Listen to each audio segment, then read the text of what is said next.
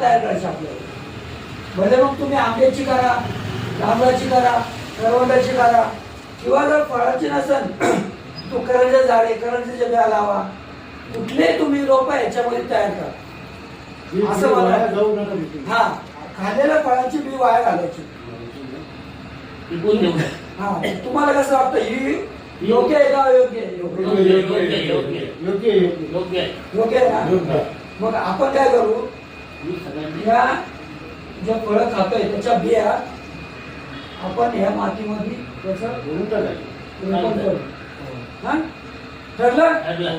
तर मग आपण काय करू, हे 100% सगळ्यांनी ह्या सीझन मध्ये करू. हा, आंब्याच्या खाण्याची बागा तयार करू, मोठी होईपर्यंत त्याला पाणी वगैरे व्यवस्थित द्या. प्रत्येकाने वाढवायचं. बागा जो असतो ना तो एकदम जुना